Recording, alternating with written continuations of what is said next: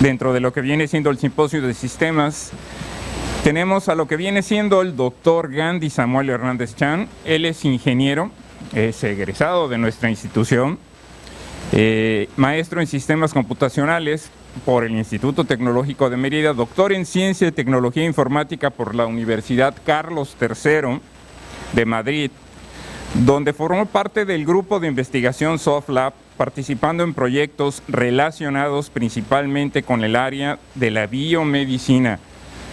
Realizó una estancia doctoral en el Digital Enterprise Research Institute en la ciudad de Galway, Irlanda, donde obtuvo el reconocimiento a perfil deseable por parte de PRODEP, y actualmente es nivel 1 por parte del Sistema Nacional de Investigadores de CONACYT.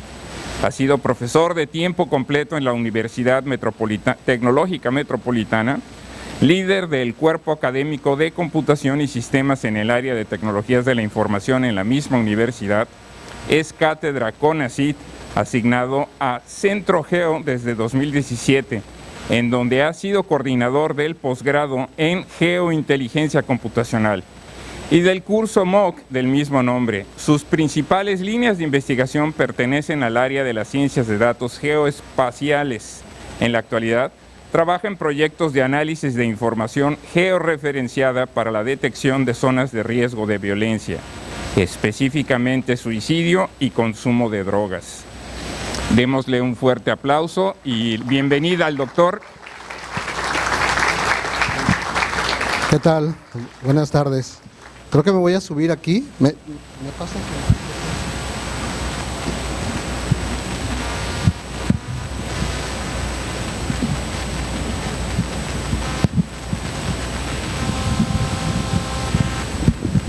¿Qué tal? Buenas tardes.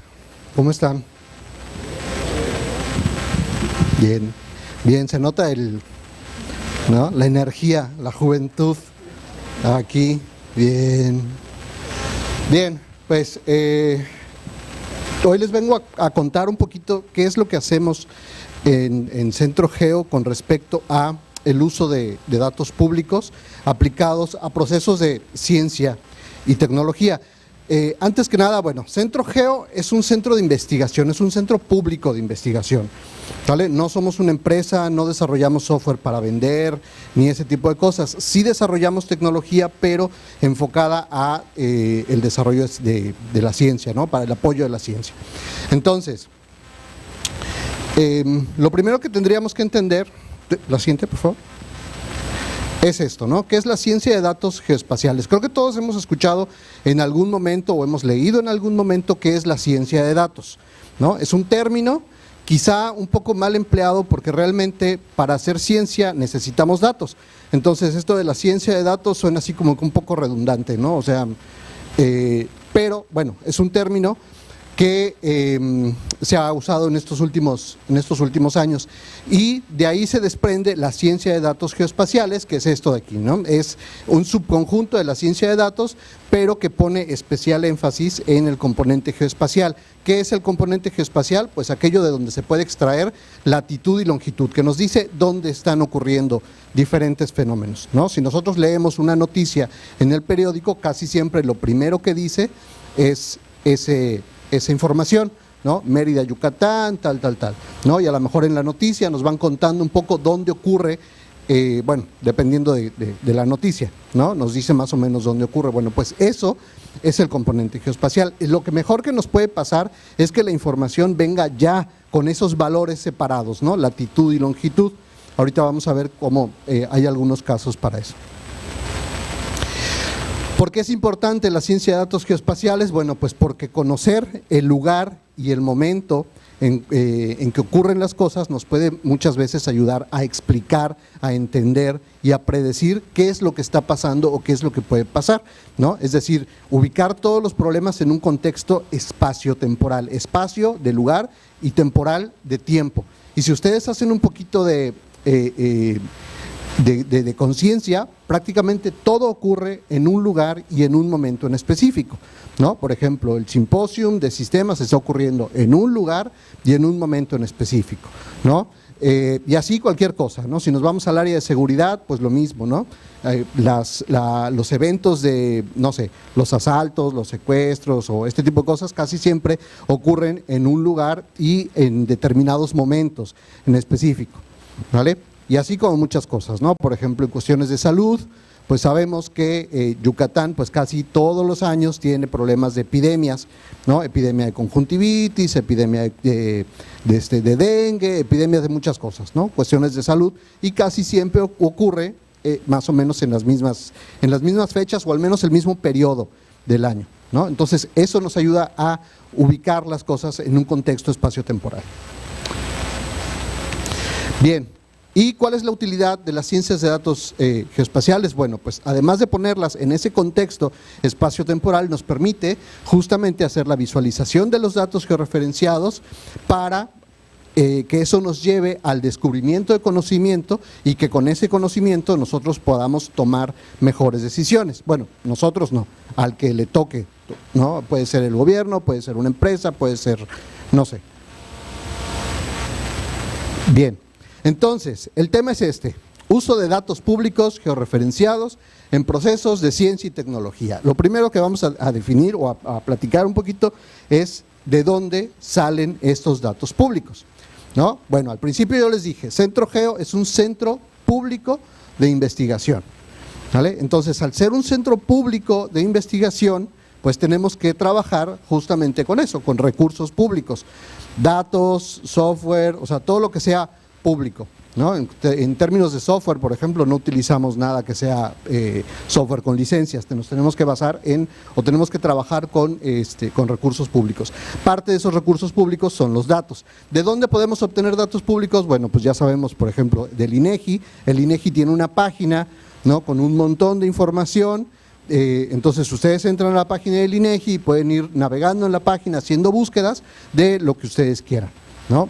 El gobierno federal también tiene su página de datos abiertos, la Secretaría de Salud también tiene una sección, ¿no?, que aunque pertenece al gobierno federal, tiene como que su sección aparte, de donde también se pueden descargar los datos en formato de Excel, en formato CSV, a veces incluso una base de datos como tal, pero a final de cuentas son datos abiertos. Ustedes pueden entrar, hacer su búsqueda y descargar los datos. Y el DNUE, que es el Directorio Estadístico Nacional de Unidades Económicas, que también es parte, digamos, del INEGI, pero que contiene información acerca de negocios, servicios y un montón de cosas que nos pueden dotar también de información.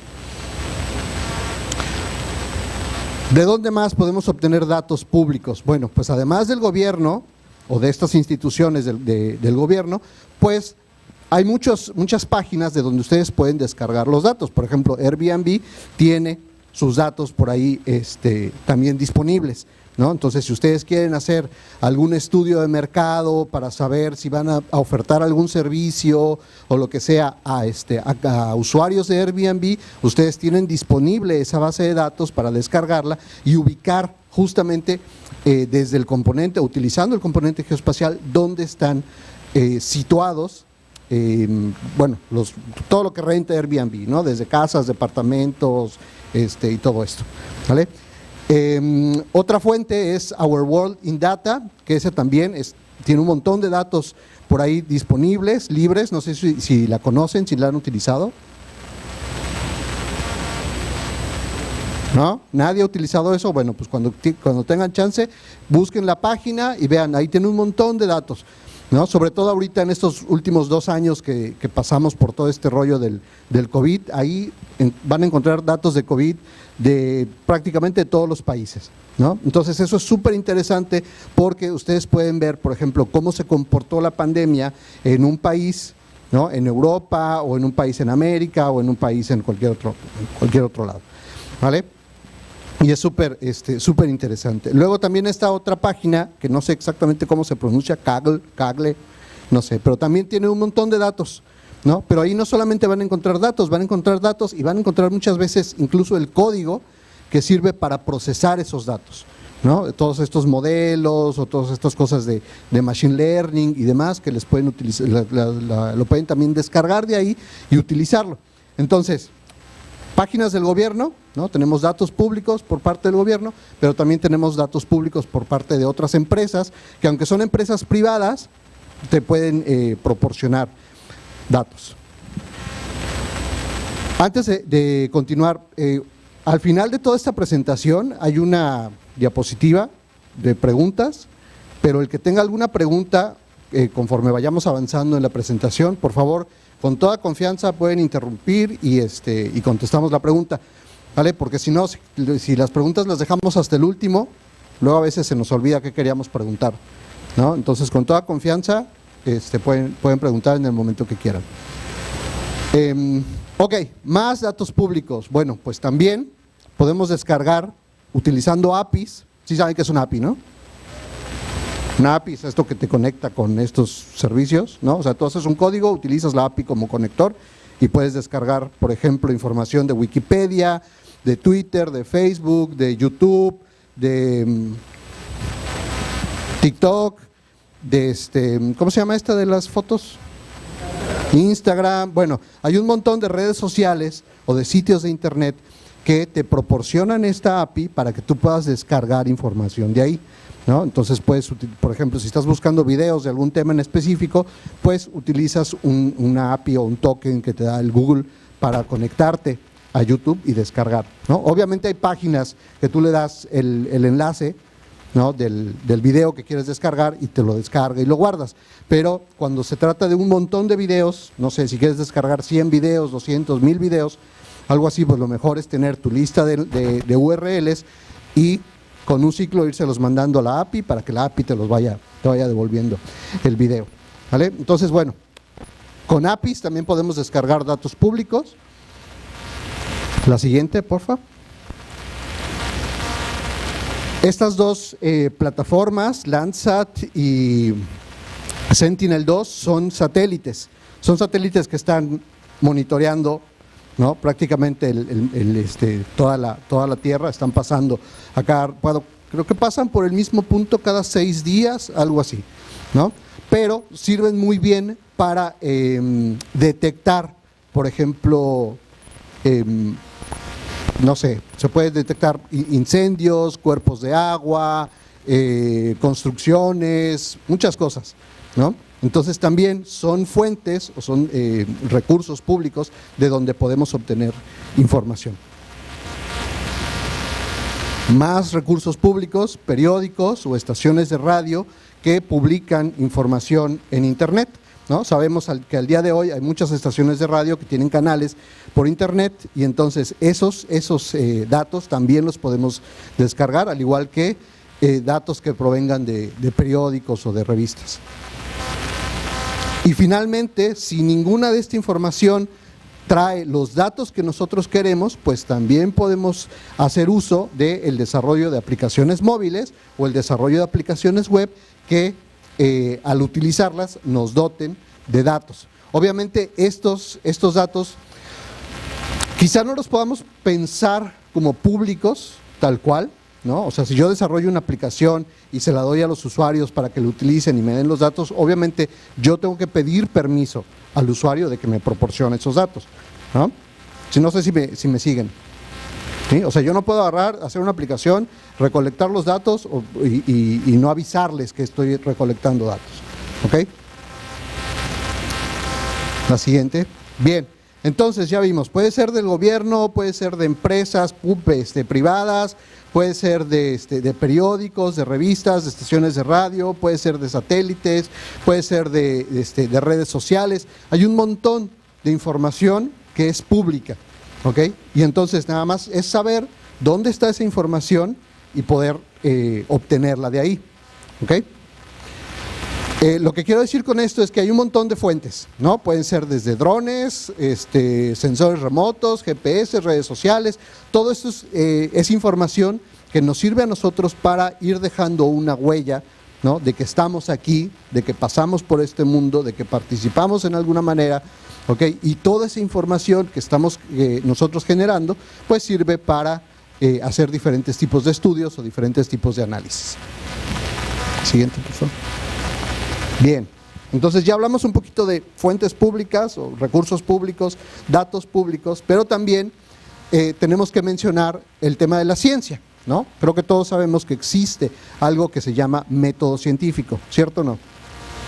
Ok, y que el método científico es una serie de pasos que están enfocados a descubrir información, generar conocimiento, ¿no? En resumen es esto: una observación, una inducción, planteamos una hipótesis, hacemos experimentos, realizamos análisis y llegamos a una conclusión, ¿no? Y esto es algo que normalmente yo trato de recalcar mucho con mis alumnos, ¿no?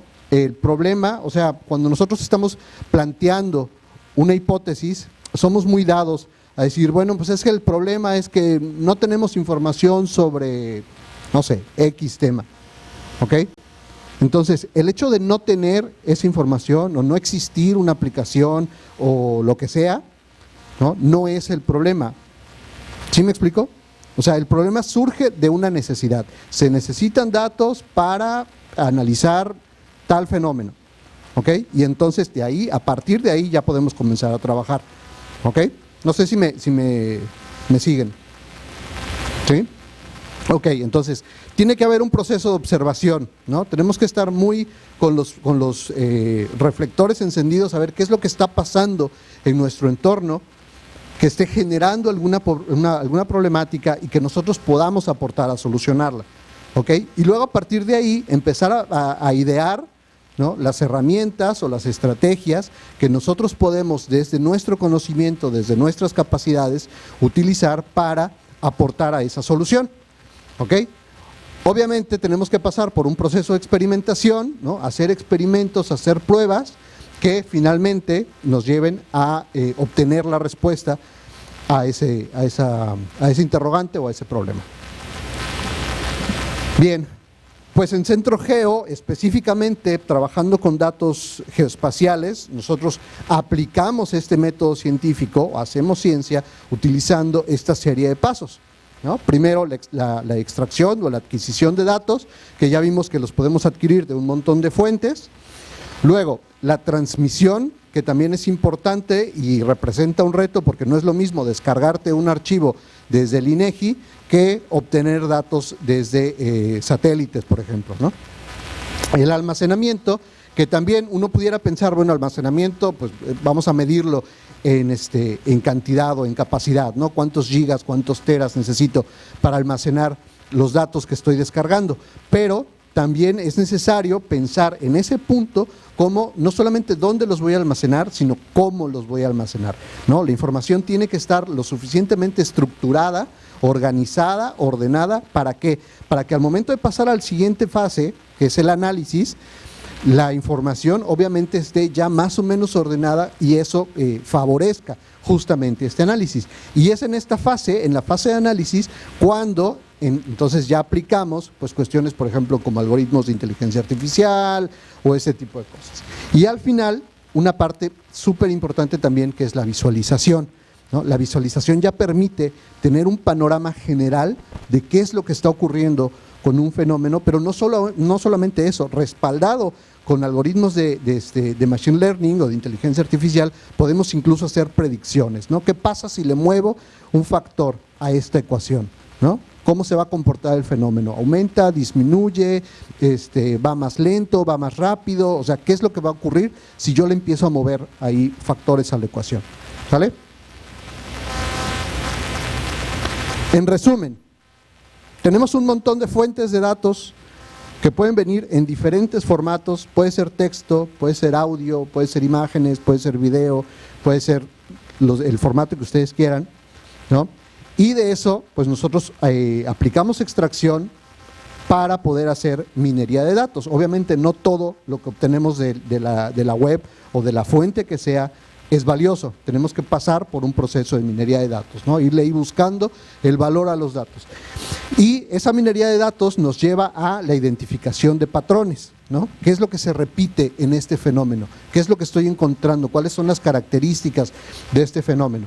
¿Vale? Y una vez que tenemos los patrones, entonces sí, ya podemos crear modelos. Entendamos como un modelo una representación de la realidad, cómo se está comportando la realidad, ¿no? En realidad este fenómeno. Entonces creamos un modelo que represente ese fenómeno y a partir de ahí ya podemos irle moviendo esos factores para que nos diga qué es lo que puede ocurrir si le movemos o no le movemos o cuánto le movemos, ¿vale? Entonces, todo esto nos va a servir para generar conocimiento. Eso es lo que estamos buscando, ¿no? El hacer ciencia, obviamente, es llevar una serie de pasos que están dictados, digamos, por el método científico, justamente con el propósito de generar conocimiento.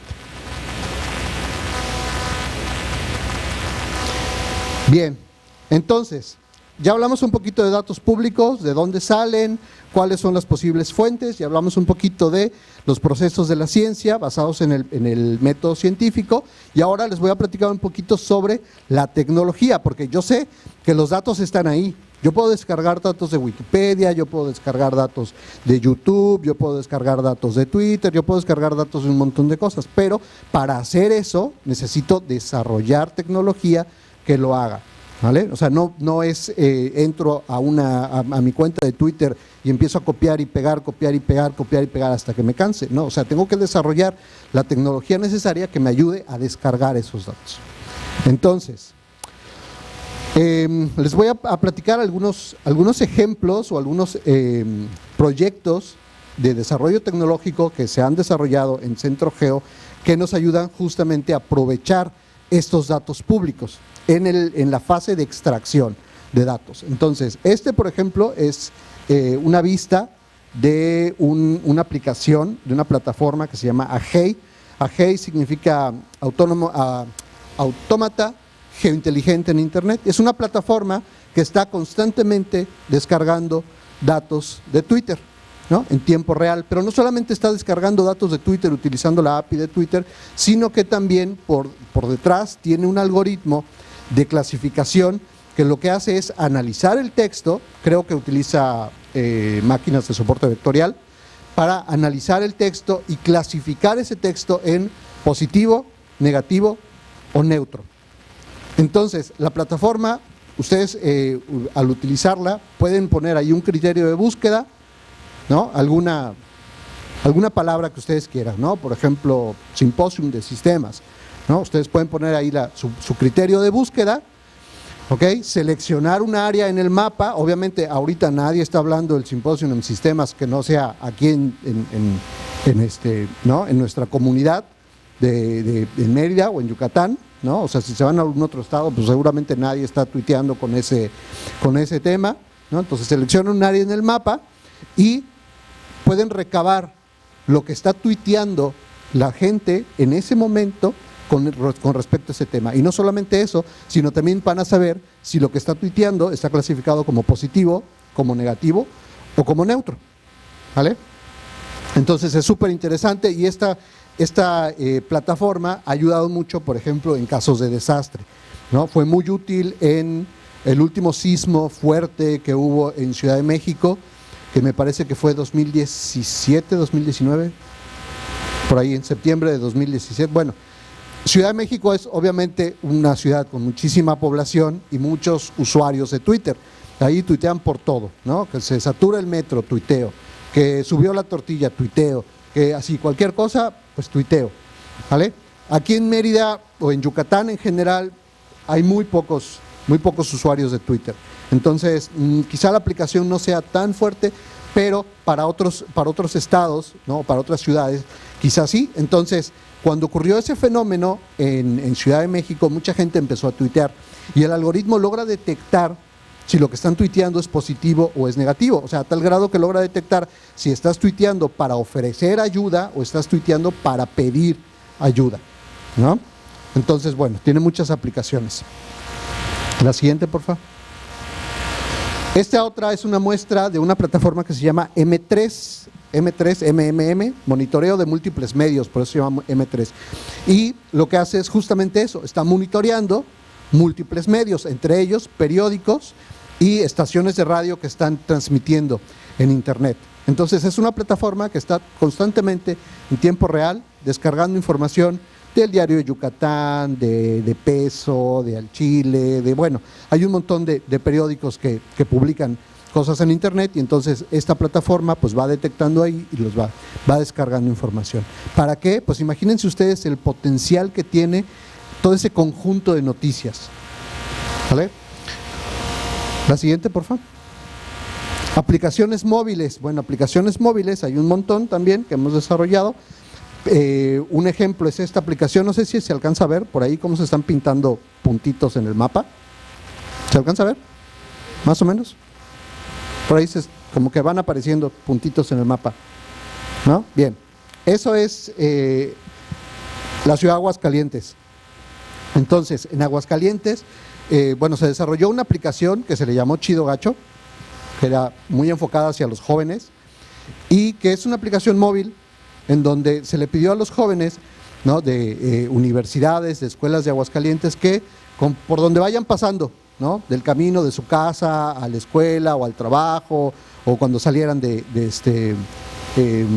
no sé, ¿no?, de fiesta o lo que sea, por donde estuvieran, fueran tomando fotos de lo que les gusta y de lo que no les gusta en Aguascalientes, ¿vale? Entonces la aplicación es muy sencilla, es una aplicación que tú la abres, se abre la cámara, tomas una foto, la calificas como Chido Gacho y la compartes, y ya está, ¿no? Y entonces eso va generando un conjunto de fotografías, ¿no?, un conjunto de imágenes que bien pueden servir para aplicar algoritmos de inteligencia artificial para reconocimiento de patrones en imágenes, ¿no? Y obviamente pues eso fue lo que, hacia donde va orientada. Creo que esto no se ve, pero por aquí hay una pared pintarrajeada con grafitis, ¿no? Entonces eso era muy repetitivo, o sea, aparecieron un montón de imágenes de paredes pintarrajeadas con grafitis, ¿no?, que obviamente estaban calificadas como gachas, ¿no? Entonces de ahí se empezó a generar justamente ese mapa en donde los puntitos rojos nos indican dónde están esas imágenes, ¿no?, desde dónde compartieron esa imagen. Y entonces eso ya le da un poco la idea a las autoridades de decir, mira, estos son obviamente tus puntos rojos o tus focos rojos dentro de la ciudad, ¿no?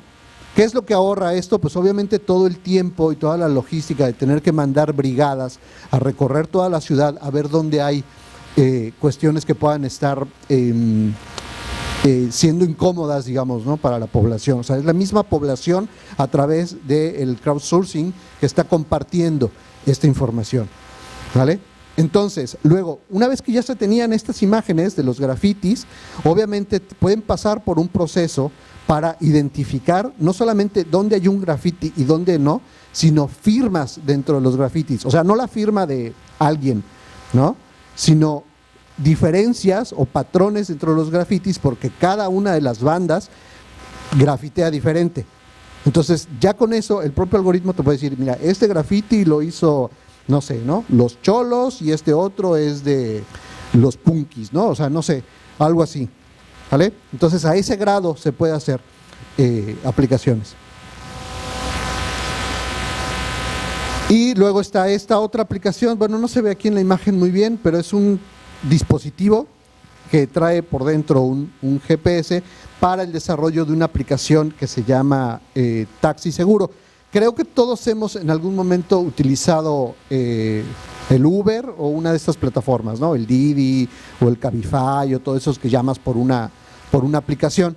Bueno, pues Taxi Seguro es más o menos lo mismo, pero la diferencia es que el viaje está monitoreado por las autoridades de, o sea, Secretaría de Protección, ¿no?, la policía, básicamente. Pero para que tu viaje sea monitoreado por la policía, se tienen que cumplir tres cosas: que el pasajero esté registrado como usuario de la plataforma, que el chofer del taxi esté registrado como chofer en la plataforma, y que el automóvil, el vehículo, las placas, también esté registrado. Si esas tres cosas se cumplen, entonces tu viaje puede ser monitoreado.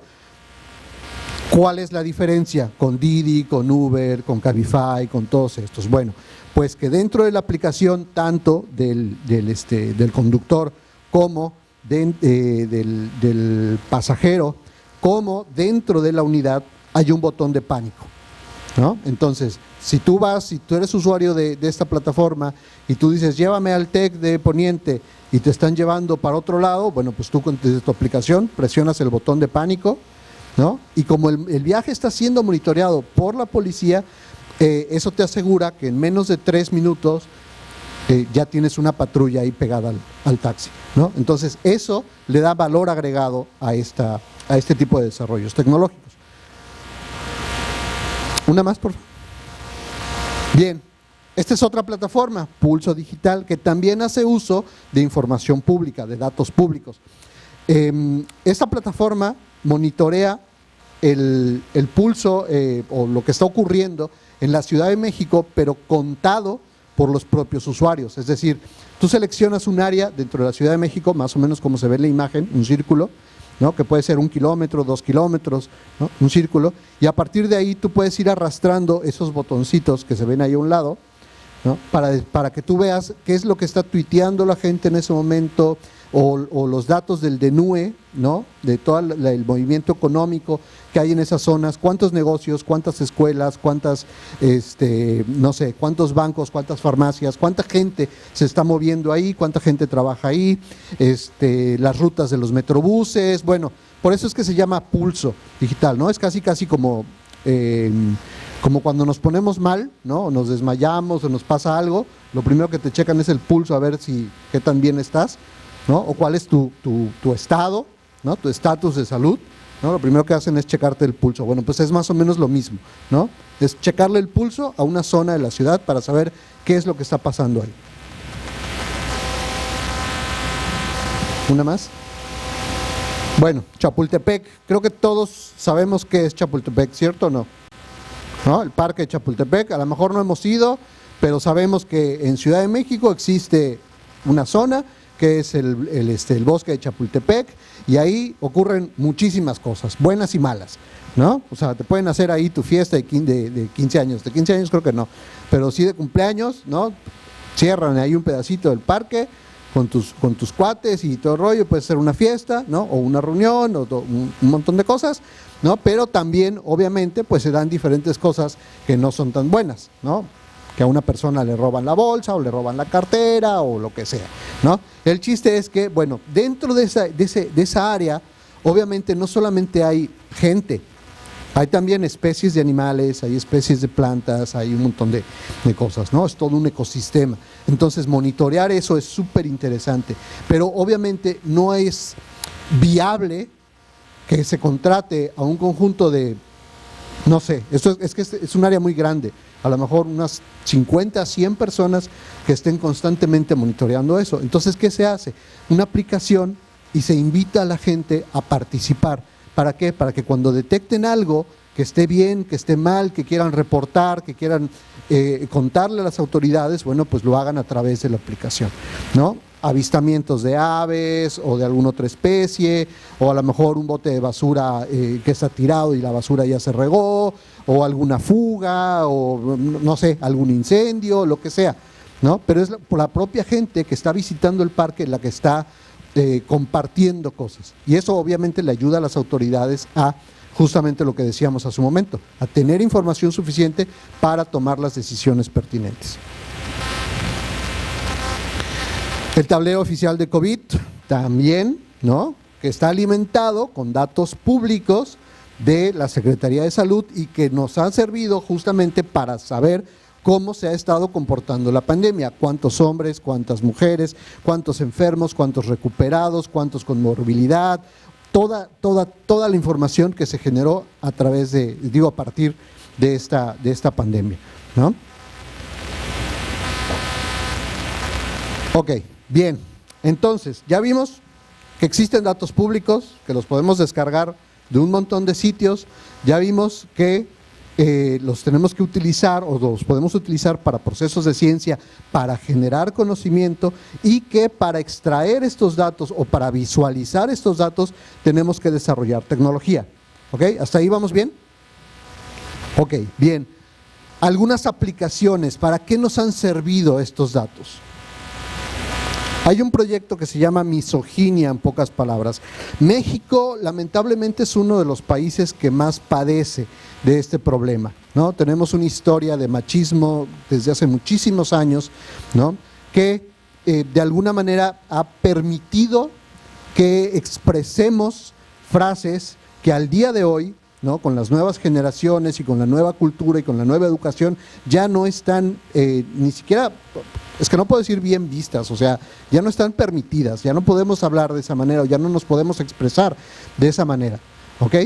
Entonces, expresarnos de una manera en donde nosotros estemos agrediendo, siendo agresivos contra la mujer, pues ya caemos en el problema de misoginia, ¿no? Pero también esto viene de la mano con otro tipo de problemas de violencia que ahorita vamos a ver. Entonces, tenemos este problema de misoginia en pocas palabras. Que lo que hacemos es utilizar el Agey, esta plataforma que les acabo de decir, que descarga datos de Twitter constantemente para obtener una base de datos de tweets, ¿no? De publicaciones que la gente ha hecho en Twitter. Y luego, con esa base de datos, la siguiente, por favor, vamos etiquetando, ¿no? Un conjunto de expertos, un conjunto de gente que nos ha apoyado. Vamos etiquetando. Obviamente, para el etiquetado también se tuvo que desarrollar tecnología que le fuera mostrando a las personas, incluso alumnos, ¿no? Alumnos hombres, alumnos mujeres, porque obviamente tenemos que tener todas las versiones de la historia. Si el texto que está leyendo es misógino, no es misógino o es indeterminado, ¿no? Entonces, por ejemplo, ahí tenemos un ejemplo que dice aquí, acordándome de mi querida @DSN, en la San Pablo, está en oferta el Riopan. Riopan creo que es una cosa que sí para quitar la acidez, creo, ¿no? Y dicen que revive y un URL. Entonces, la idea de esto es poder detectar tweets misóginos, ¿ok? Tweets que tengan contenido agresivo contra la mujer. Lamentablemente estamos muy hechos, ¿no?, a que de repente hacemos expresiones que quizá se pudieran representar como misóginas o se pudieran dar la idea de que son misóginas cuando no lo son, ¿no? Entonces es difícil también la identificación de eso, o sea, se requiere de gente que esté muy concentrada con respecto a este tema. Bien, entonces pasamos por un proceso de etiquetado, el siguiente, y una vez que ya está etiquetado el texto, entonces utilizamos algoritmos de Machine Learning para hacer la clasificación. Obviamente tenemos que pasar por la limpieza de los textos, hacer un procesamiento de separar los datos en datos de entrenamiento y datos de prueba. Obviamente los datos de entrenamiento se utilizan para entrenar un algoritmo y los de prueba para probarlos. Creamos el modelo, se entrena y después se evalúa su desempeño, ¿vale? Todo esto es parte del análisis de los datos utilizando algoritmos de inteligencia artificial, específicamente procesamiento del lenguaje natural. ¿Y qué obtuvimos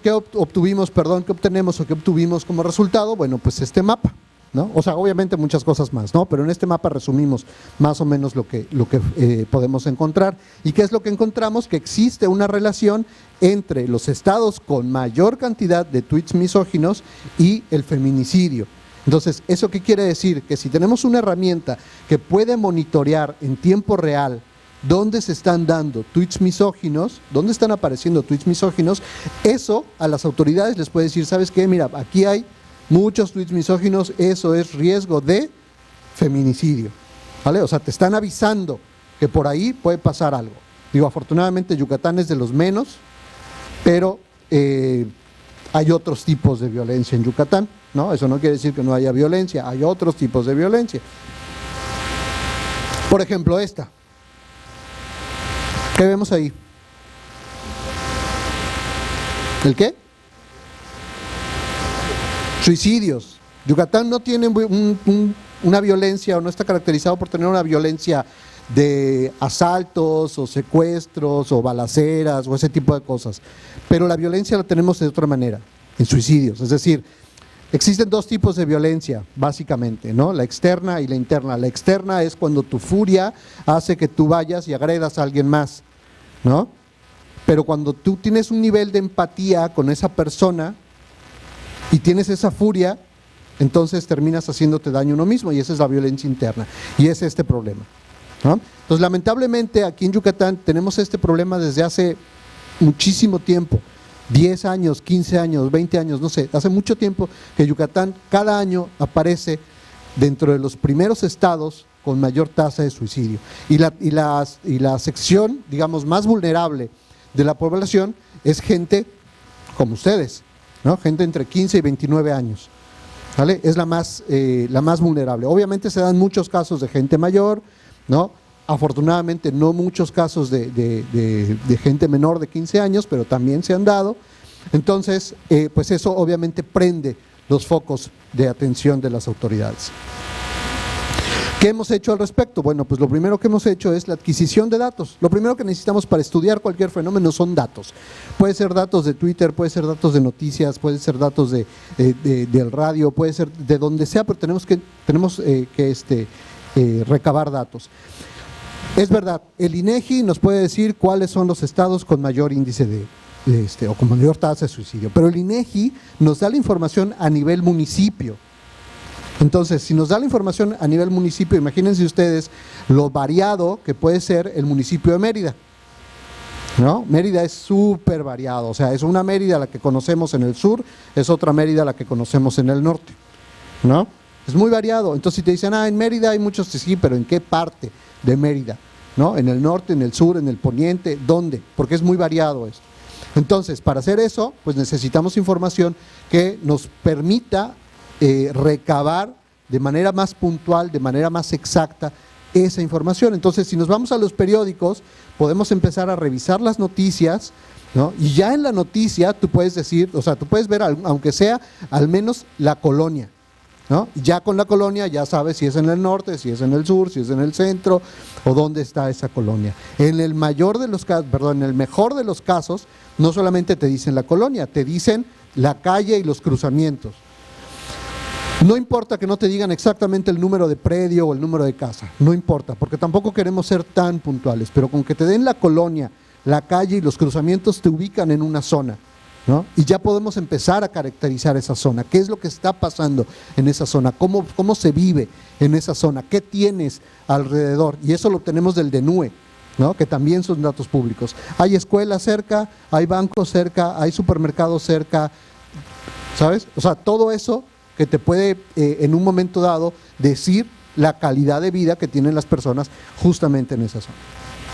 Entonces, con esta herramienta pues pudimos obtener casi 64,000 noticias solamente de 2019 y empezamos a filtrar, porque obviamente no todas las noticias de 2019 hablan sobre suicidio, ¿no? No todas son suicidios, imagínense, o sea, estaríamos despoblados aquí, pero luego empezamos a filtrar las noticias utilizando palabras o frases clave, filtrarlas también por municipios, porque no todas las noticias son de Yucatán, ¿no? Hay noticias internacionales y ese tipo de cosas. Entonces, filtrarlas por municipios para quedarnos solamente con aquellas que hablen de suicidio en algún municipio en Yucatán, ¿no? Entonces, es una limpieza de datos ahí bastante pesadita, pero pues es lo que hay que hacer. Y al final nos quedamos con 103 noticias de casos individuales de suicidio. Un reto, y eso es súper interesante, que no hemos logrado realmente resolver del todo, es que cuando ocurre un caso de suicidio, cuando una persona se quita la vida en alguna parte, no solamente es un periódico el que lo publica, son varios. Entonces, claro, tú tienes que poder identificar dentro de las noticias cuáles hablan del mismo caso, ¿no? Entonces, hacerlo de manera manual, pues obviamente es mucho más preciso, pero es mucho más tardado, ¿no? Lo ideal sería tener un algoritmo que te diga, ¿sabes qué? Mira, esta noticia y esta otra hablan del mismo caso, ¿no? Y quedarte, o ya sea hacer un merge, una suma de esas dos para que te den más información, o simplemente decir, bueno, ¿cuál de las dos me da más datos? Pues esta, me quedo con esta y la otra la descarto, ¿no? Eso es bien difícil porque muchas de las noticias se parecen, ¿no? Casi todas las noticias se parecen y ahorita vamos a ver en qué se parecen. Entonces, tenemos un montón de noticias y empezamos otra vez a etiquetar. Y dentro de este etiquetado, ¿no? Utilizamos una plataforma que justamente fue una plataforma que desarrolló uno de los alumnos de aquí del Tecnológico de Mérida, que estuvo con nosotros en modelo dual. ¿Vale? Entonces estuvo con nosotros y nos apoyó con esta plataforma que sirve para etiquetar. O sea, la anterior que habíamos visto, la de misoginia, tú leías el texto y decías si era misógino, no misógino o indeterminado. En esta te permite todavía hacer el etiquetado a más detalle. ¿Por qué? Porque va seleccionando dentro del texto aquellos datos que sean de interés. la edad de la víctima, el género de la víctima, dónde vivía, las causas posibles, el municipio, etcétera, etcétera, ¿vale? Y obviamente no solamente sirve para noticias de suicidio, sirve para las noticias que tú quieras, ¿no? ¿Por qué? Porque la plataforma te permite crear tus propias categorías, ¿no? Que quieres etiquetar noticias sobre COVID, bueno, pues creas tu categoría, tu lista de categorías, ¿no? Que tengan que ver con los datos que tú quieres recabar, ¿vale? Entonces, bueno, en este caso fue suicidio. Y entonces empezamos a leer las noticias y empezar a etiquetar. ¿Qué obtuvimos de eso? Este mapa esta nube de palabras, perdón, fue de las cosas más interesantes que obtuvimos. Casi todos los periódicos te dicen que la persona que se suicidó por estas causas, ¿no? Problemas con la pareja, que estaba ebrio, bueno, ahí está súper enorme la palabra esposa, porque por alguna razón son más los casos de suicidio en hombres que en mujeres, ¿no? Entonces casi siempre el que se suicida es él, no ella. No sabemos exactamente por qué, pero casi siempre el que se suicida es él, no ella. Lo que sí se sabe es que las mujeres lo intentan con mayor frecuencia, ¿no? Lo intentan. El hombre no, el hombre es como más letal, ¿no? El hombre lo intenta una vez y ya, no le da tantas vueltas al asunto, ¿no? Entonces, bueno, casi siempre en los periódicos aparece esto, ¿no? Discutió con la pareja o con la esposa y se quitó la vida, estaba ebrio, estaba drogado, tenía problemas familiares, etcétera, etcétera. Pero si ustedes se fijan, por aquí en medio, pues digo, por aquí en más pequeñito, primero les habla ahí arriba de depresión, no sé si alcanzan a ver por ahí la palabra, ¿no? Les habla ahí de depresión, no en una palabra demasiado grande, pero sí por ahí aparece, ¿no? Tampoco es demasiado pequeña. Y por ahí aparece, por ejemplo, abandono, madre, ¿no? Deudas, por ahí abajito también, en pequeñito. Entonces, eso, si vemos la imagen así ¿cómo se dice?, en perspectiva, ¿no? Podemos ver que de entrada lo que te está diciendo, se peleó con su pareja y se quitó la vida, ¿no? Pero ¿cuántos de nosotros no nos hemos peleado con la pareja y seguimos aquí? ¿No? O sea, pues sí, pasas por un mal momento, lo que sea, pero sigues aquí, ¿ok? Pero si detrás de eso hubo abandono en la infancia, hubo violencia en la infancia, o vienes acarreando con una serie de problemas de deudas o de un montón de cosas, bueno, entonces ahí sí puede ser que la gota que derramó el vaso fue el problema que tuviste en el momento. Y eso fue lo que ya te sacó totalmente de control y pasó lo que pasó, ¿vale? Entonces, aparentemente, bueno, pues es una simple imagen que no nos dice mucho, pero justamente es de lo que se trata el ejercicio, es de ir viendo qué hay detrás de esto que aparentemente nos dicen los medios. Y luego, pues como les decía, también creamos, obviamente, pues como somos un centro de investigación enfocado en ubicar las cosas en un contexto espaciotemporal, porque sabemos que a partir de eso, eso nos puede explicar qué es lo que está pasando o nos puede ayudar a entender qué es lo que está pasando. Bueno, pues tenemos este mapa en donde las zonas más oscuras es donde más se reportan casos de suicidio. Obviamente ahí está Mérida, no sé si lo identifican, está por acá, ¿no? Ahí está Mérida, y Mérida es el más oscuro, ahí es donde más casos de suicidio se dan, ¿ok? Pero ¿qué es lo que pasa? Que tampoco podemos decir que el problema es de Mérida, ¿no? Aunque en los periódicos diga Yucatán tiene un problema de suicidio y hagamos el mapa y veamos Mérida, bueno, obviamente en Mérida hay más casos. ¿Por qué? ¿Por qué creen que en Mérida haya más casos? Porque hay más gente. Eso, claro, o sea, mientras más gente haya va a haber más casos de desempleo, de suicidios, de lo que sea, ¿no? Porque, simple y sencillamente porque hay más gente, ¿vale? Pero eso es lo que yo les decía hace un rato. No podemos decir, ok, en Mérida no se vive bien, ¿no? Porque claro, si tú te vas a los diarios, ¿no? Esto es muy contrastante. O sea, hace apenas una semana, creo, nos nombraron como la 4ª mejor ciudad del mundo o algo así para vivir. Y entonces después giras la página del periódico y dices otro suicidio. Entonces, pues, a ver, ¿de qué se trata, no? O sea, ¿somos la mejor ciudad o no somos la mejor ciudad? Porque no puede ser que en la mejor ciudad haya tantos suicidios, ¿no? Entonces, eso es lo importante decir, a ver, sí Mérida, pero ¿en qué parte de Mérida? Bien, y luego esto lo estamos cruzando con información de otra base de datos públicas que es Coneval. Coneval trabaja los datos en dos dimensiones, bienestar económico y derechos sociales, ¿no? Que son métricas o medidas justamente para medir la calidad de vida. Y dentro de los derechos sociales, ¿no? Lo que te dice Coneval con respecto a su medición de pobreza es que todas las personas deberíamos de tener acceso a todo esto, ¿no? A educación, a salud, a alimentación, a seguridad y a vivienda. Eso es lo que determina tu calidad de vida, según las métricas de Coneval. Entonces, lo que queremos hacer nosotros, o lo que estamos haciendo ahorita nosotros, es empezar a ubicar esos puntos en donde se han dado estos casos de suicidio y ver si en esas zonas, que nosotros las pudiéramos caracterizar como zonas de riesgo, cumplen con estos mínimos, ¿no? Si tienen acceso a servicios, si tienen acceso a viviendas, si tienen acceso a servicios de salud, a alimentación, educación, a todo esto. ¿Vale? Bien, y entonces, bueno, el análisis exploratorio o los resultados preliminares, pues nos dicen esto, ¿no?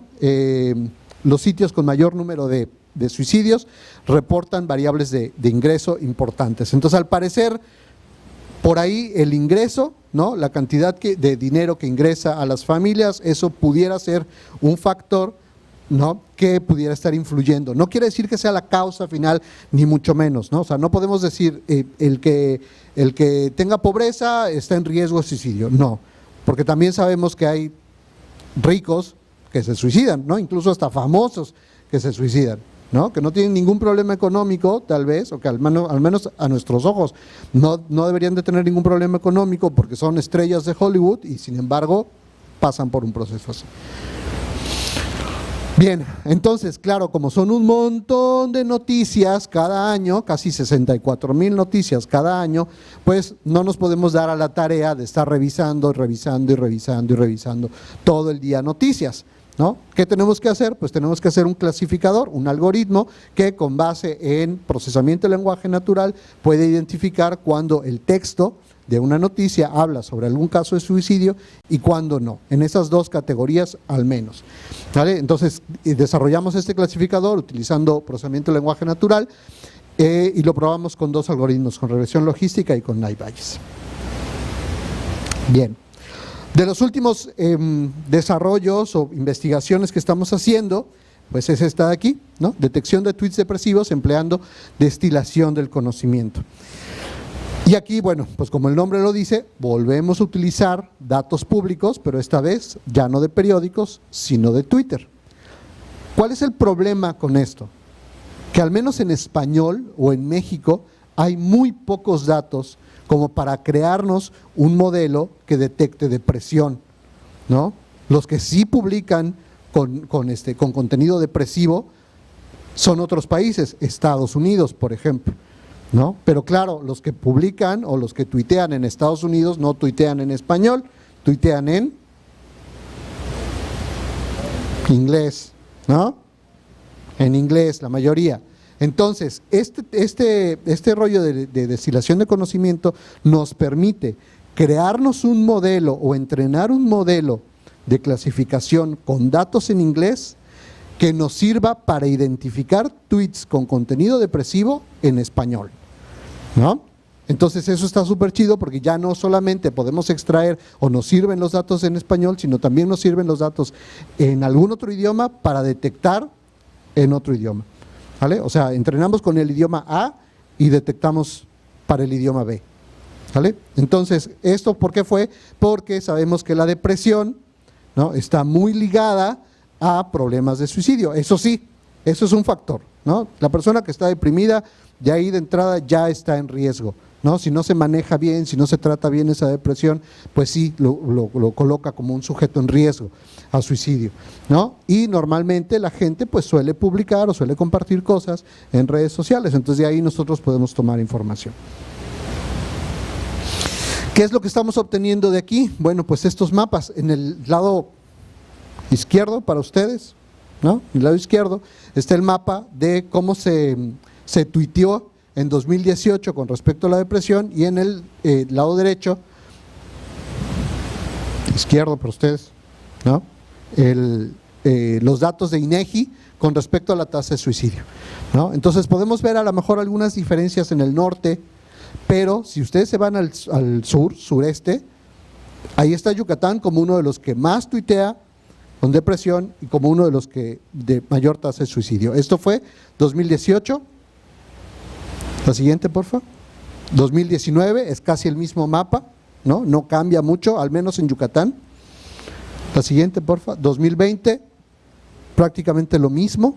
Entonces es un patrón ahí repetitivo, ¿no? Que eso ya nos permite estudiar este fenómeno.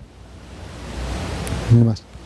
Bien, ok. Y entonces, bueno, pues tenemos los datos de Twitter, pero los datos de Twitter tampoco son súper precisos. O sea, no podemos nosotros asumir que porque una persona tuitea estoy triste, me quiero morir y tal, eso quiere decir que está deprimido o que está en riesgo, ¿no? De suicidio, ¿no? A veces nos ponemos tristes un rato, tuiteamos cualquier cosa porque nos dejó la novia, porque reprobamos una materia, porque no lo sé, ¿no? Por muchas cosas nos podemos poner tristes y a lo mejor lo compartimos o tuiteamos, pero eso no quiere decir que estemos en riesgo, ¿no? ¿Qué es lo que nos pone en riesgo cuando esto es demasiado prolongado, ¿no? Justamente hace unos días estaba yo en una plática con psicólogos, porque obviamente para desarrollar todo este tema necesitamos psicólogos, por eso ven ahí el logo de la UADY. No crean que es porque la UADY, no, o sea, la UADY tiene psicólogos, entonces tenemos que usar los psicólogos de la UADY. Entonces, usar se escucha muy feo, ¿no? Apoyarnos en la fuerza de los psicólogos de la UADY para este tipo de aplicaciones como la que les voy a contar ahorita.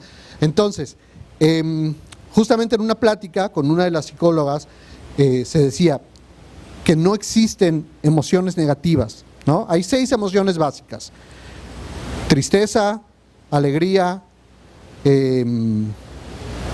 enojo, asco, miedo y sorpresa, ¿no? Son las 6 emociones básicas. Ninguna es negativa, ¿no? ¿Cuándo se vuelven negativas? Cuando es demasiado prolongado, ¿no? El enojo, por ejemplo, se vale enojarse, ¿no? Que tú llegues a la conferencia y ya no te dejen entrar, me enojo, ¿no? Pero si ese enojo te dura toda una semana, todo un mes, entonces eso ya no es bueno, eso ya lo convierte en negativo. Te puedes poner triste, ¿no? Por cualquier razón, ¿no? Porque perdió tu equipo, bueno, te pones triste.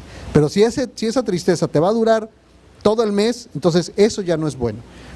¿A qué voy con eso? Que nosotros no podemos asumir que si una persona tuiteó, ¿no? Con algo que diga que se quiere matar o se quiere morir o que la vida no vale la pena o lo que sea, no podemos nosotros decir, esta persona está en riesgo. Tenemos que hacer todo un recorrido de su timeline, o sea, qué tuiteó hoy, qué tuiteó ayer, qué tuiteó antier, y así a lo largo de toda una semana, todo un mes, o sea, qué tanto podemos nosotros ver o extraer datos del tiempo para saber si esa persona constantemente está tuiteando lo mismo. Entonces, si es muy constante, ¿no? Entonces eso sí lo puede poner en riesgo, ¿no? Ahí sí podemos pensar que es una persona que está en riesgo.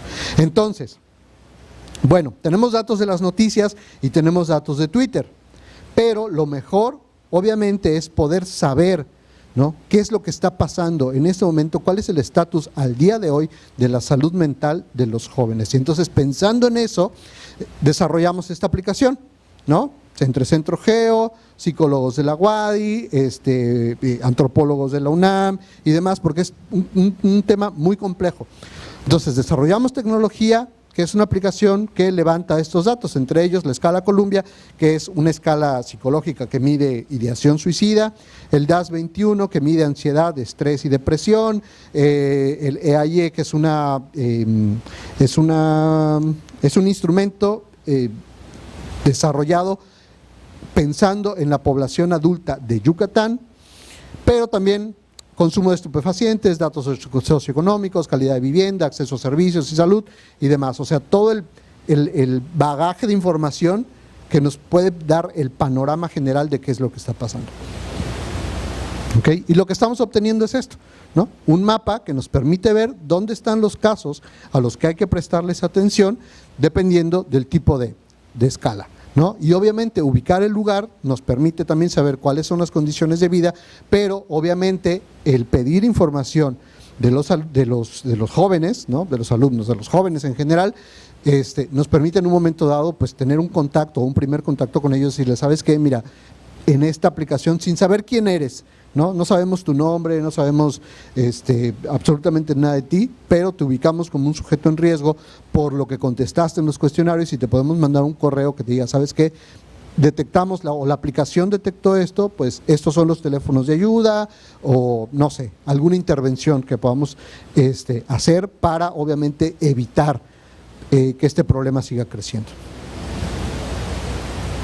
Y bueno, algunas gráficas que nos dicen un poco más de estadísticas.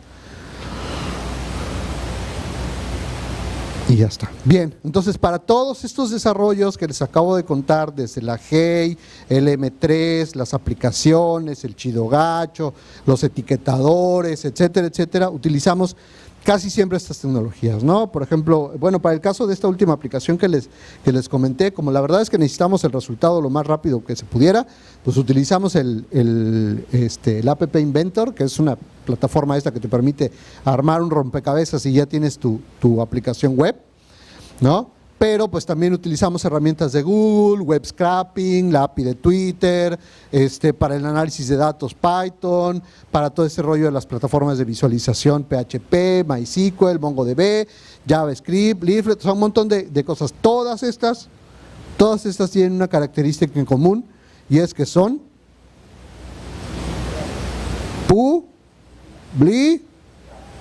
son libres, ¿no? No utilizamos nada que sea de licencias.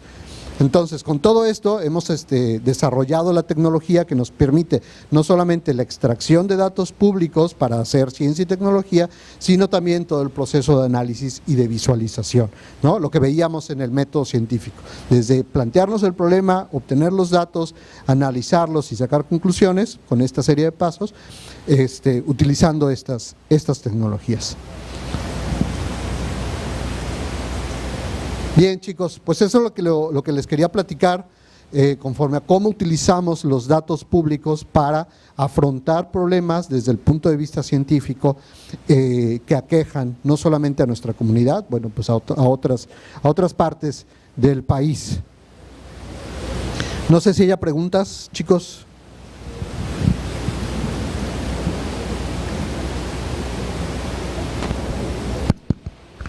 Preguntas. Muchachos, ¿alguien tiene alguna pregunta? Por allá atrás creo, Javi.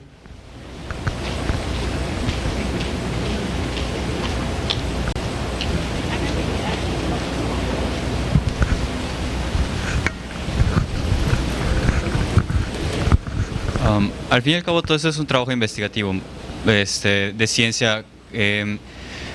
¿Con qué fin? ¿Con qué aplicaciones se le da a toda esta información que se recaba? O sea, ¿cuál es el fin de esas investigaciones? ¿Qué es lo que se busca con ellas? ¿O cómo se aplica estos datos a algo tangible en la sociedad? Atención a problemas nacionales. Okay. No sé si eso te responde. No. No realmente. No. Ok. México tiene un montón de problemas. De economía, de salud, de educación, de seguridad, de un montón de cosas, ¿no? Entonces, el tener esta información, el poder procesarla, el poder analizarla y visualizar estos datos ya obviamente ya procesados, ya limpios, ya analizados, todo esto, justamente lo que nos permite es saber cómo se comporta un fenómeno, el que tú quieras, ¿no? Y saber qué se puede hacer, cuáles son los factores que inciden en ese fenómeno y cuál factor tenemos que mover o cuáles factores se tienen que mover para disminuir, por ejemplo, en este caso, la tasa de suicidios o para aumentar el empleo o para aumentar el acceso a educación o para un montón de cosas, ¿vale? Entonces, no es que estemos enfocados en algo, lo que sí es que desde el punto de vista de este centro de investigación, de Centro Geo, lo que hace es aprovechar el componente geoespacial, o sea, dónde están ocurriendo las cosas para que ese conocimiento de dónde está ocurriendo nos pueda ayudar también a saber por qué está ocurriendo. ¿Vale? Entonces, en general son problemas nacionales. Ahorita pusimos el ejemplo de la misoginia, que eso es un problema de todo el país. Estados que tienen más, estados que tienen menos, pero en general es un problema de todo el país. Y me atrevería a pensar que también es un problema a nivel mundial, ¿no? Pero bueno, no vamos a resolver el problema en el mundo, nos interesa empezar por nuestro país, ¿no? El caso del suicidio también, pero también se utiliza, por ejemplo, para detección de fosas clandestinas, que afortunadamente aquí en Yucatán creo que no se ha dado el caso, pero estamos pegaditos a Quintana Roo, y Quintana Roo sí es bastante, ¿no? Entonces, bueno, se pueden abordar muchos problemas si se tienen los datos. Ok, muchas gracias.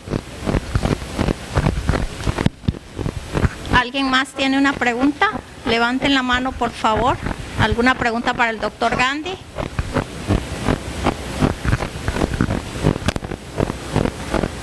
¿No hay preguntas, chicos? ¿De veras no? A ver, por allá. Bueno, yo ahorita voy a hacer una pregunta, ¿eh? Bueno, ¿me escucho? Adelante, tengo adelante. una pregunta. Veo que en la parte de Twitter solo manejan lo que es los textos para buscar la detección de misoginia. No sé si tengan planeado alguna tecnología para que igual detecte imágenes. Como perdón. los memes o algo así, porque mayormente los jóvenes se comunican con los memes y hacen cosas así de depresión y más o menos así. No sé si... Sí, ¿por qué partimos del texto? Porque pues nosotros como científicos en Centro Geo no somos especialistas en cuestiones sociales como la misoginia. Entonces ahí tuvimos que pedir ayuda de gente que sí es especialista, ¿no? Otra vez, psicólogos, antropólogos, lingüistas, ¿no? Entonces lo más, digamos, lo primero que queríamos analizar es el texto, ¿no? Ahora, comentaba hace un momento que esta plataforma de la GEI que descarga Twitter, datos de Twitter, perdón, ha servido también para casos de emergencia, como el sismo, el último sismo que hubo fuerte en Ciudad de México, y ahí sí utilizamos imágenes, ¿no? Ahí sí utilizamos imágenes para generar una base de datos de lo que estaba reportando la gente, derrumbes, incendios, fugas de gas, etcétera, etcétera, ¿no? Para poder justamente tener un algoritmo que no solamente haga la clasificación de texto, sino también pueda trabajar con imágenes. Entonces, no es algo que estemos haciendo ahora, porque no estamos en esa fase del proyecto, pero sí es algo que se piensa a futuro. Más preguntas. Es que también, no crean que Centro Geo es así una super, o sea, que somos 100 gentes trabajando en eso, o sea, yo y uno más.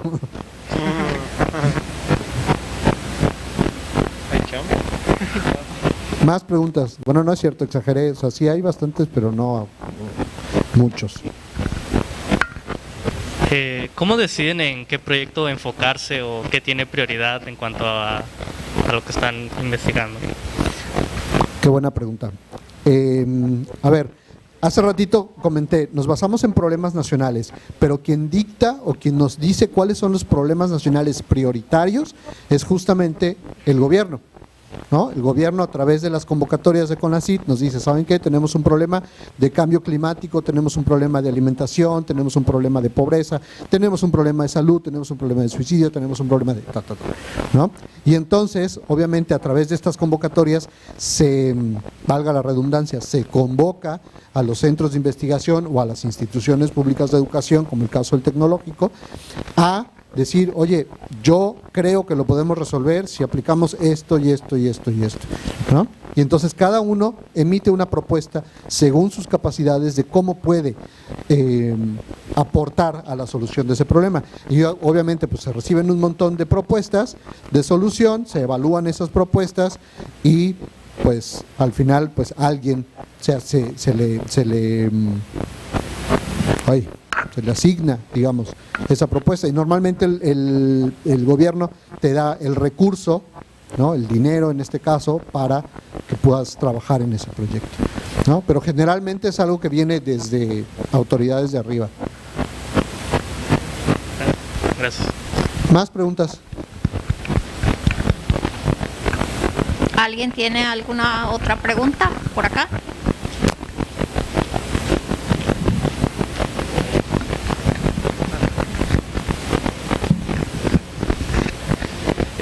Mi pregunta viene a ser cómo es que cuando ustedes recolectan, no sé, una cantidad de tweets, al momento de analizarla, por ejemplo, en el tema de la depresión, yo puedo, digamos, o una persona puede decir que se quiere matar, o puede tener, puede expresar esos sentimientos, pero ¿cómo filtran si esa persona lo está diciendo porque en realidad son sus sentimientos o porque y así lo siente, o porque puede ser que sea en forma de una broma, o porque pues especialmente en Twitter hay cierta cultura, por así decirlo, donde se pueden expresar esas situaciones con mucha menos seriedad? Bien, ok, eso también es algo que nos ha costado muchísimo trabajo, porque para bien o para mal, en México hablamos con mucho sarcasmo. Entonces, detectar el sarcasmo cuando es una comunicación de uno a otro, ¿no?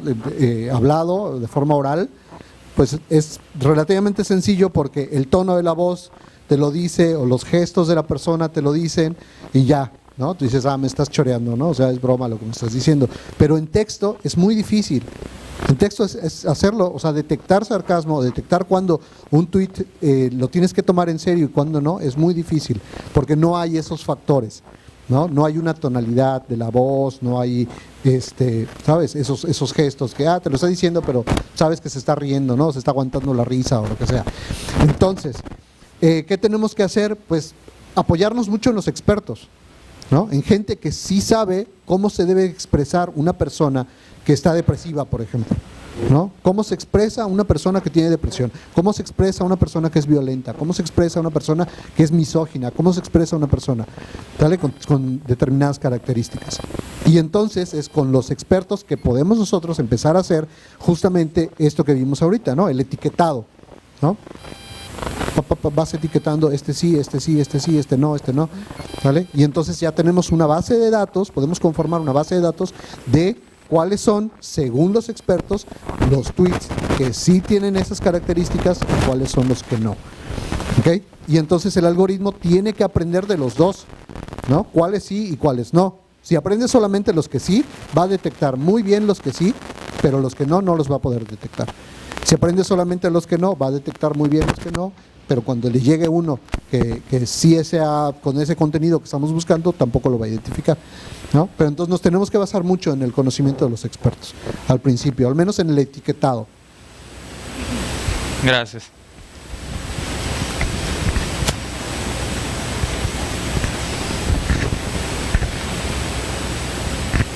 ¿Alguien más, chicos? ¿Alguien más tiene una pregunta para el doctor Gandhi? Por allí, ¿no? ¿No? ¿Aquí? ¿Tú? ¿No?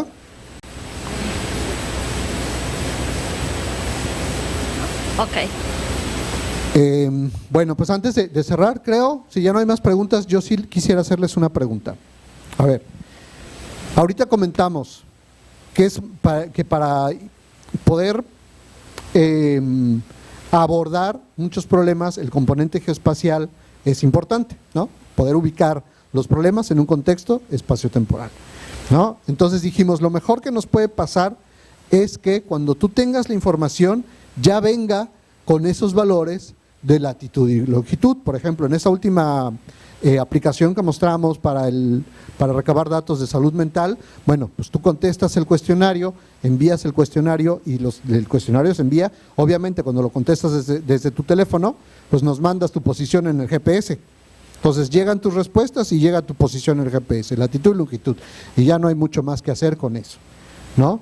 Pero por ejemplo, para los otros proyectos en donde, bueno, en Twitter pasa más o menos lo mismo, ¿no? Twitter hasta hace algunos, creo que hasta el año pasado o algo así, hasta la última versión, te permitía compartir con tu ubicación exacta. ¿no? Ahorita no, ahorita te pone más o menos lo que tienes cerca y tú compartes, pero finalmente te permite compartir tu ubicación. Pero hay otras que no, ¿no? Por ejemplo, las noticias, ¿no? En las noticias nunca vas a encontrar en una noticia que una persona tuvo un accidente automovilístico en tales coordenadas, ¿no? O sea, eso jamás lo vas a encontrar. Entonces, ¿qué te dan las noticias? ¿Qué te da el texto? Una ubicación, pero a partir de una dirección. La calle, la colonia, el fraccionamiento, la ciudad, etcétera, etcétera.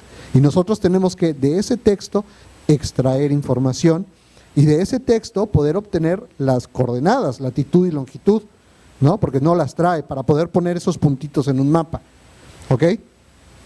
Entonces, hacerlo para las direcciones de aquí de Mérida o de Yucatán es relativamente sencillo porque casi todas las direcciones se parecen, ¿no? Calle 23, número tal, entre tal y tal, o sea, casi todas las calles es por número, ¿no? Y luego de ahí identificas la colonia y el municipio. Entonces es relativamente sencillo si utilizamos expresiones regulares, ¿no? La palabra calle seguida de un número, seguida de entre, seguida de otro número, seguida así, ¿no? Una expresión regular que te diga algo así. Dices, bueno, si encuentras algo como esto, este patrón en el texto, eso puede ser la dirección. Luego esa dirección se la pasas a la API de Google Maps y te devuelve las coordenadas. Entonces es relativamente sencillo, pero obviamente no ocurre lo mismo en otros estados de la República, ¿no? En Ciudad de México, por ejemplo, donde las calles tienen nombre, ¿no? La calle Benito Juárez, entonces encuentras en el texto la palabra Benito Juárez y no sabes si es una calle, si es un municipio, si es una escuela, si es una colonia, si es, o sea, no sabes. Tienes que fijarte en todo el contexto de lo que tiene, ¿no? Esa frase para saber de qué te están hablando, ¿ok? ¿Cómo creen que se hace eso? Esa es la pregunta, ¿eh?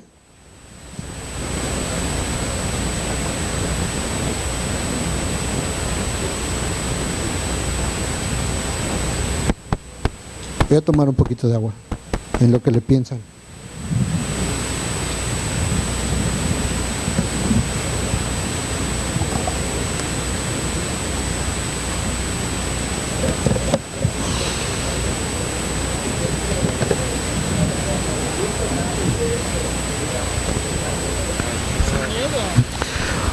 Se puede hacer de esa manera, ¿no? Que busques dentro de la frase, que diga calle, que diga colonia, ¿no? O sea, si Benito Juárez viene antecedido de la palabra colonia, entonces, bueno, sabes que Benito Juárez es una colonia, ¿no? O si viene antecedido de la palabra calle, Benito Juárez es una calle. Pudiera ser, sí. ¿Qué otra idea? También puede ser, por ejemplo, en las noticias ponen lo que son las imágenes, ¿no? Buscar alguna imagen, o sea, la imagen que te pongan, pues buscar las referencias en el mapa para encontrar la ubicación. No sé Puede ser, sí. Aunque no siempre las imágenes que te ponen tienen, o sea, es fácil identificarlas, pero pudiera ser, sí, también.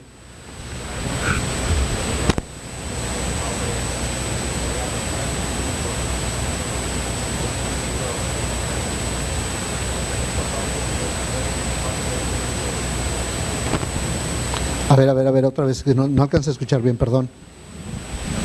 Se compraría con el índice, por ejemplo, en la colonia Benito Juárez hay un índice más grande de suicidios y, por ejemplo, si la noticia dice Benito Juárez, pues se tomaría como que ese porcentaje y entraría en ese caso. ¿Podría ser? También pudiera ser, sí, que lo ubiques en ese, como en ese espacio, digamos, ¿no? Ok. Bien, chicos, pues como lo acaban de decir, ¿no? Podemos utilizar las imágenes, podemos utilizar, ¿no? Saber si lo que está antes de la palabra es la palabra calle, la palabra colonia, la palabra algo así, ¿no? O basarnos en datos estadísticos, como lo que acaba de decir ahorita el compañero. Hay diferentes maneras. Hay un concepto,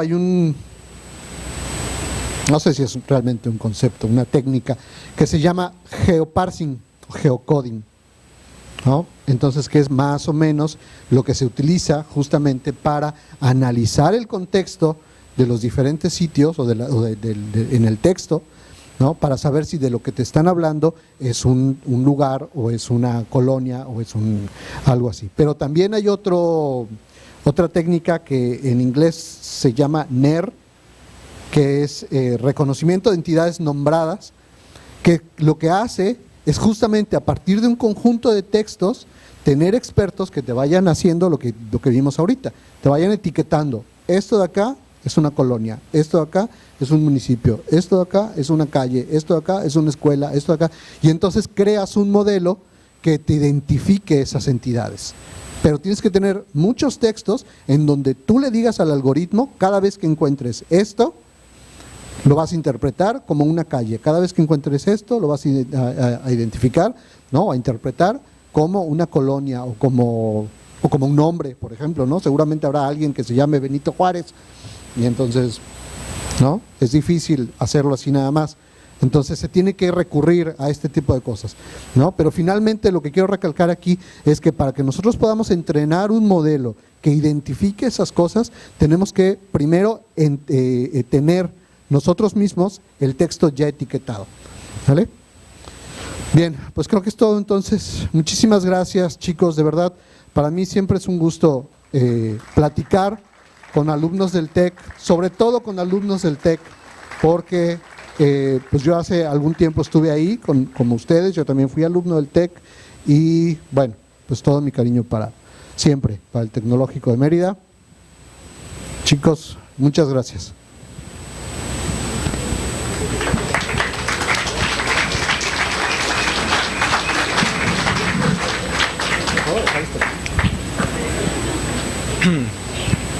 Doctor, bueno, sí se escucha, ¿verdad? Doctor, el Tecnológico Nacional de México, a través del Instituto Tecnológico de Mérida, otorga el presente reconocimiento al doctor Gandhi Samuel Hernández Cham por haber impartido la conferencia Uso de datos públicos georreferenciados en procesos de ciencia y tecnología, en el marco del Simposio de Sistemas del año 2022. Mérida, Yucatán, 17 de octubre de 2022. Firma el doctor Eber de Jesús Díaz Flores, director del instituto. Muchas gracias.